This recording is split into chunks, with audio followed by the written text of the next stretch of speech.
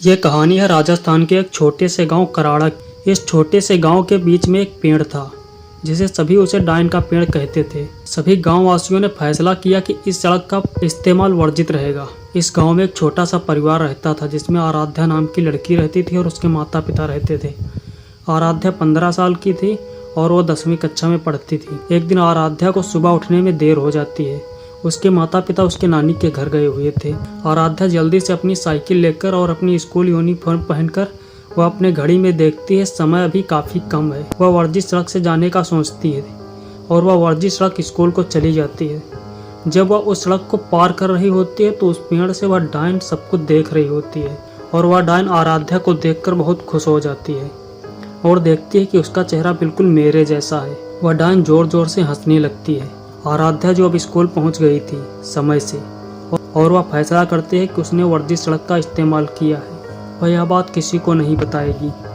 अब आराध्या स्कूल खत्म होने के बाद घर पहुंचती है और खुद ही खाना बना के खा पी के सो जाती है।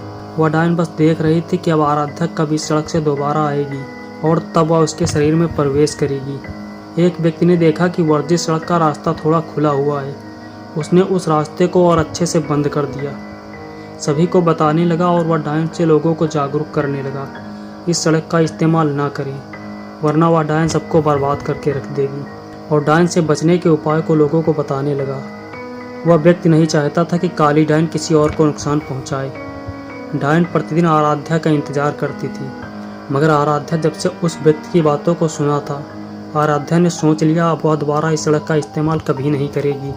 मगर कुछ समय बाद उसकी दोस्त और वह जब स्कूल के लिए निकलते हैं तो देखते हैं वर्जित सड़क और उसकी दोस्त आराध्या से कहती है, तुम्हें पता है इस सड़क पे जो डायन है उसकी कहानी के बारे में? आराध्या कहती है, हाँ। वह काली डायन बूढ़ी डायन की कहानी एक व्यक्ति सभी को बताता है और कहता इस सड़क का इस्तेमाल ना करें। शीला उसकी दोस्त, ऐसा कुछ नहीं है, चलो इस सड़क से आज निकलते हैं। उसकी दोस्त जिसका नाम शीला था, वो आराध्या से जलती थी। वह चाहती थी आराध्या इस रास्ते से जाए और वापस कभी ना आए। आराध्या कहती है, ठीक है, शायद तुम सही हो, मैंने इस सड़क का इस्तेमाल किया है मगर मेरे साथ कुछ नहीं हुआ। उसकी दोस्त इस रास्ते से जाने के लिए आराध्या को बोलती है। आराध्या इस सड़क से गांव में पहुंचती है।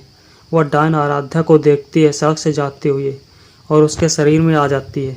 जिस समय का वह इंतजार कई महीनों से कर रही थी, वह डायन आराध्या के शरीर में प्रवेश कर लेती है और अगले दिन वह स्कूल जाने की बजाय एक व्यक्ति के घर पर पहुँच जाती है और उस घर में एक बच्चे को जाकर बहुत ज़्यादा प्यार करती है। सब कहते हैं ये लड़की कौन है। इस घर के लोग कोई उसे आराध्या को नहीं जानते थे।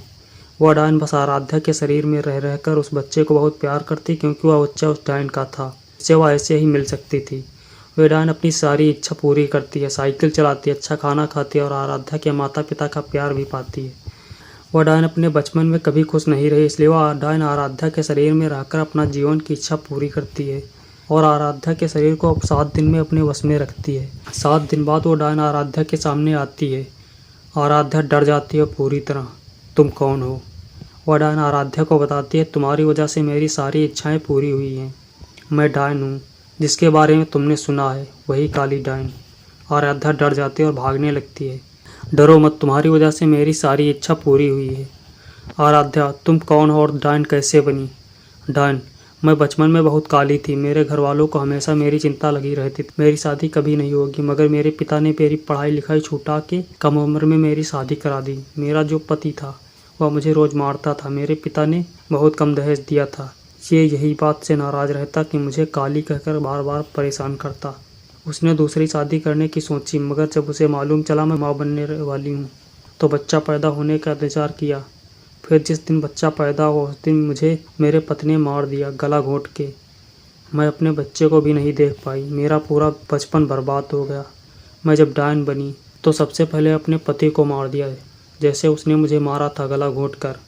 फिर मैंने अपने बच्चों के एक भले व्यक्ति को दे दिया, मगर अपनी इच्छाएं पूरी नहीं कर पाई। मगर अब मैं अपना जीवन की इच्छा पूरी कर चुकी हूँ। तुम्हारा बहुत बहुत धन्यवाद। आराध्या, तुमने मुझे ही क्यों चुना? आराध्या, क्योंकि तुम्हारा चेहरा बिल्कुल मेरे जैसा है। यह बात सुनकर आराध्या को बहुत दुख हुआ कि डायन के साथ बहुत बुरा हुआ है।